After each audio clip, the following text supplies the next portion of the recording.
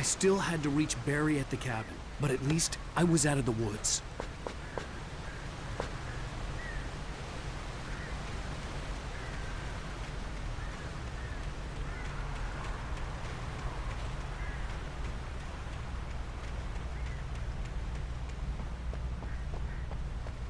I'd have to get the car from the locked garage. It would get me back to Barry faster, and the headlights were a welcome bonus.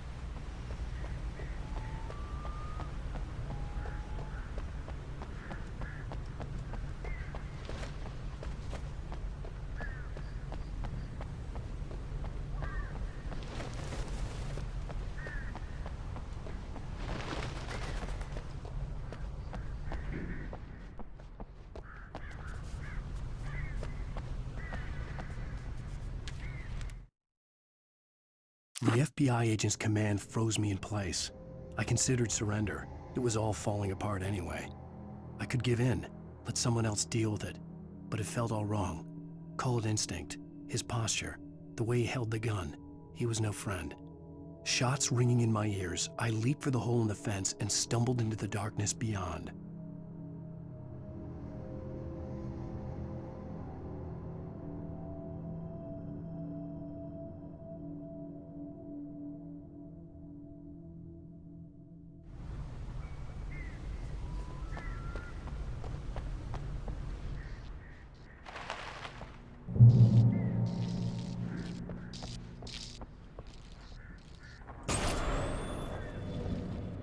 A story is not a machine that does what you tell it. A story is a beast with a life of its own.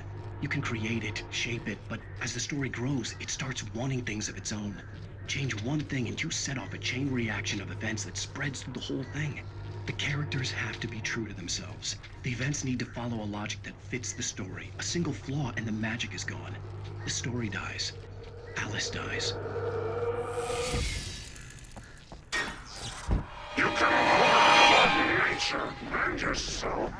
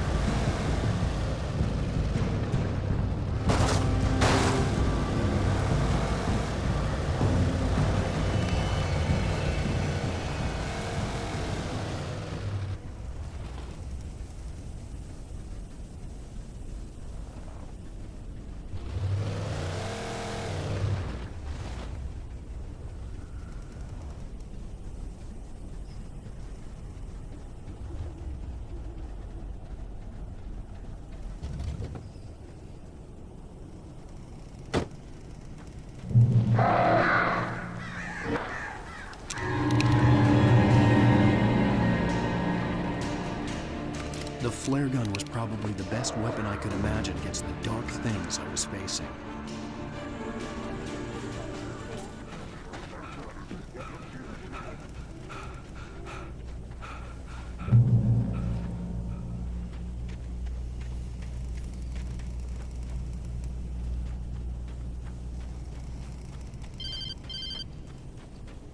It was the kidnapper.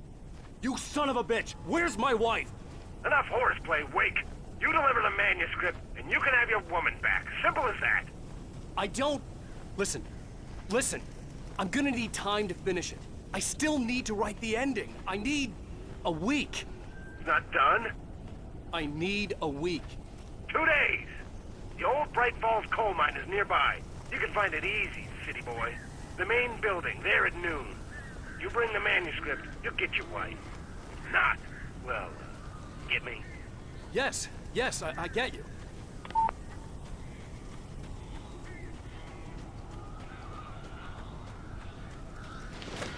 Barry had talked about birds over the phone.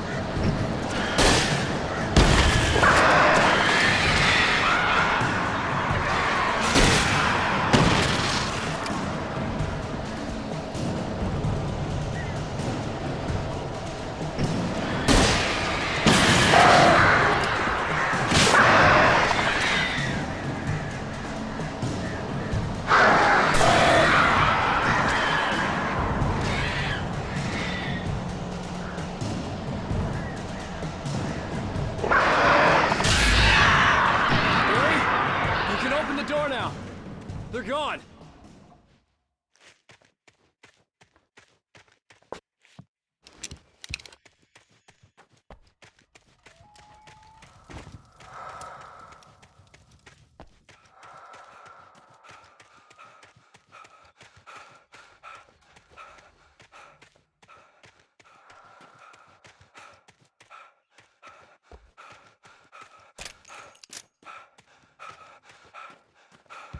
Hey, Al. I'm sorry for thinking you were having a psychotic episode, man. I sent Barry to the town to ask around about a man fitting the kidnapper's description. He'd go through the archives of the local paper.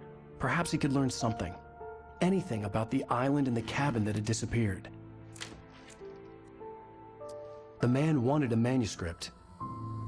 I had to try to write him one to get Alice back.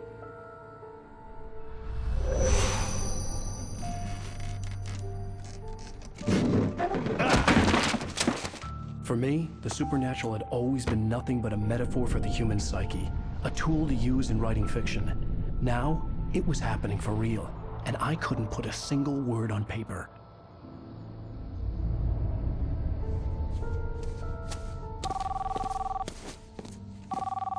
Barry Wheeler speaking. This is Rose. Rose? I found Mr. Mr. Wake's pages. Oh, you sweet, brilliant girl. Could you and Mr. Wake come get them? I live in the trailer park outside the town. We'll be there in less than an hour. Bye now. See you soon. Have a great day. Hope you come back soon. Welcome to the Oh Dear Diner. Good girl.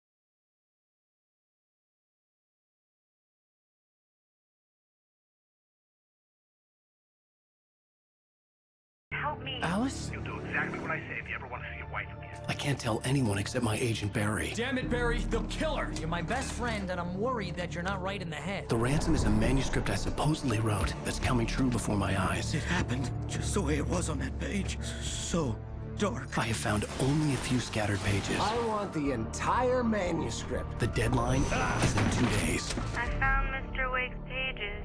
Good girl.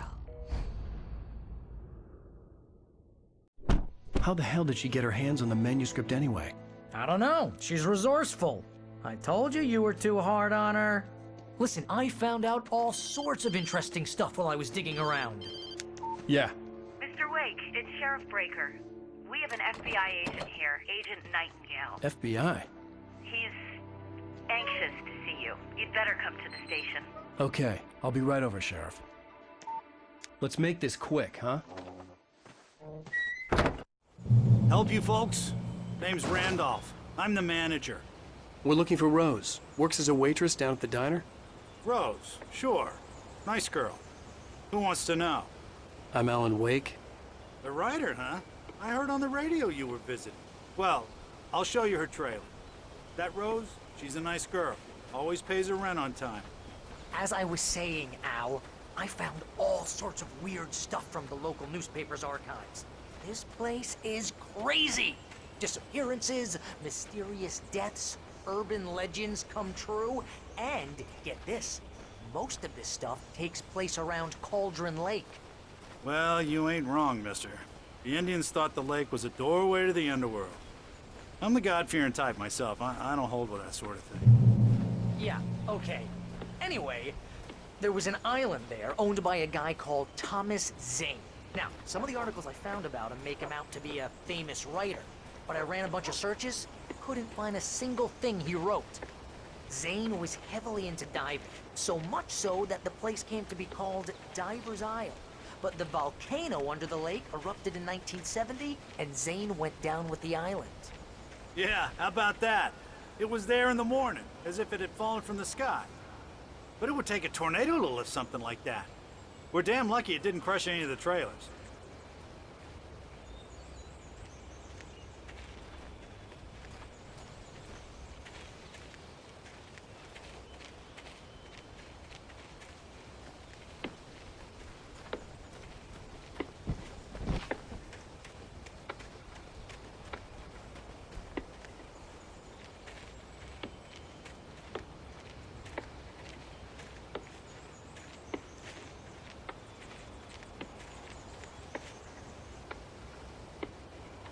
Gets better. A local girl, Barbara Jagger, drowned in Cauldron Lake just a week earlier. They were lovers. Sure, Jagger's a local spook story. The Scratching Hag comes for you in the dark. Childish stuff like that. Anyway, Al, I'm just getting to the best part. All of the articles about this stuff were written by Cynthia Weaver. I asked around, and she's that crazy bag lady you met. What, the lamp lady? She can be a little loopy, but she's not homeless or anything. Yeah, anyway, she knew both Jagger and Zane before they both died, and she had some kind of a breakdown.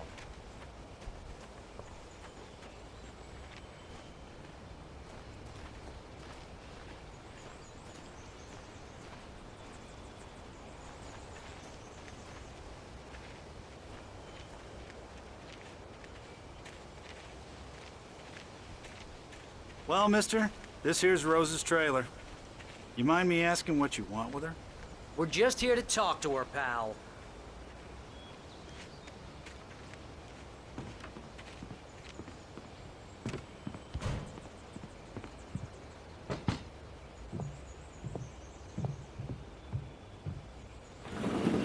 Welcome to... Oh dear, Mr. Wake.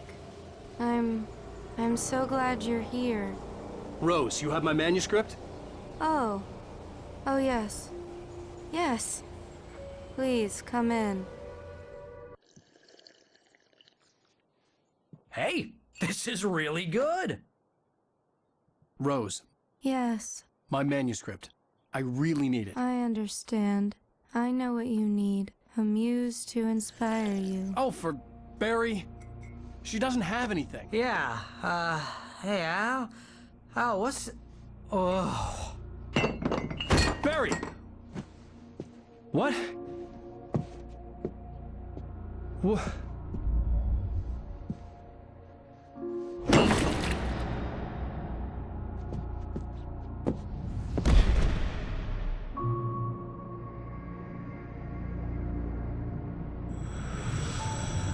It's coming for you, hiding in my barber's skin. I'm too weak to stop it. You must turn the lights on. I promised I'd come visit you and your lovely wife. You must finish what you started. I insist. You must turn the lights on. Turn the light on. Back to work, boy.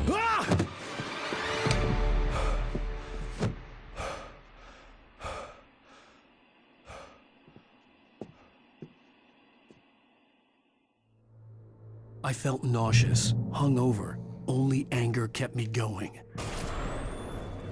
I can't tell reality from dream anymore, but it seems I have an imaginary editor to help me. She's an old woman in a funeral dress. I call her Barbara Jagger. She's very strict. I'm writing faster and faster.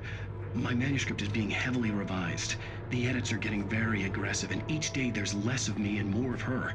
I hate it, but I know she's right. She promises me I can save Alice this way.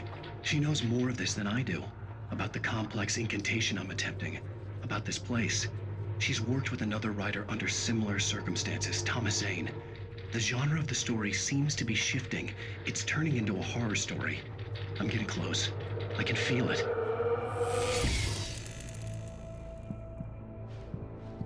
Rose took a day from me. I had less than 12 hours left to meet the kidnapper. All I could do was get Barry into the car, work something out once I got on the road. Welcome to the Oh Dear Diner. What can I get you today? Coffee?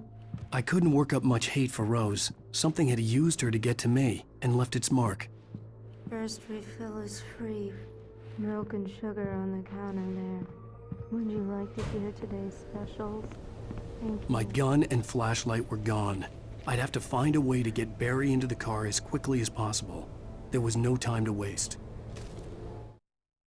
Mr. Randolph liked Rose. That little smile she had. Mr. Randolph liked Rose. That little smile she had. How she was still sweet when life had tried so hard to make her bitter. It wasn't any of his business what she did in her trailer. But those strangers, the writer and his smart-ass sidekick, looked like trouble. And they'd been in there for hours, way past her normal bedtime. He reached for the phone and called the sheriff's station.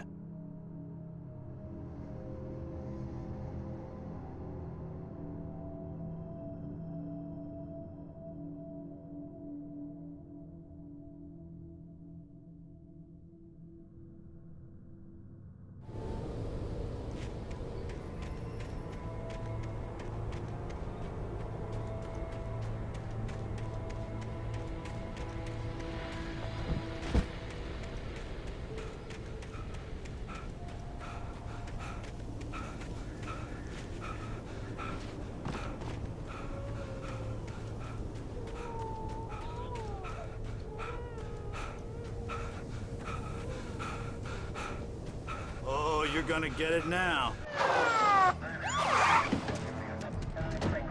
knows what you've done to that poor girl. This is Agent Nightingale, FBI! Get him up, Hemingway! You're under arrest! You move a muscle, I'll unload right in your goddamn face! Stay right where you are, Spillane!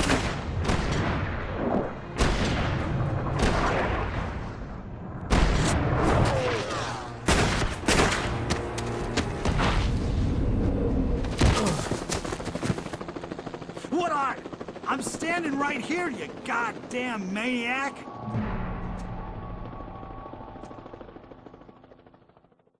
I hated to leave Barry behind, but there was no way I'd miss my appointment with the kidnapper. Give it up, Mr. Wake. Come on. Take it easy on him. Get after it. Don't let him get away.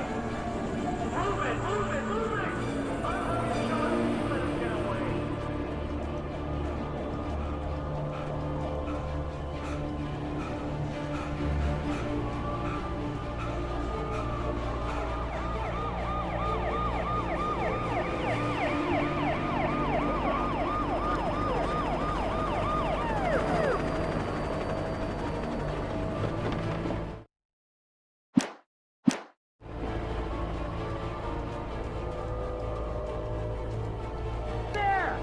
We have the suspect in sight. Okay, men. Keep your eyes peeled. He's gonna try to make it through here. Oh, damn. This way, man out. Don't move. I'm standing. Keep an eye out. God damn it, where did he go?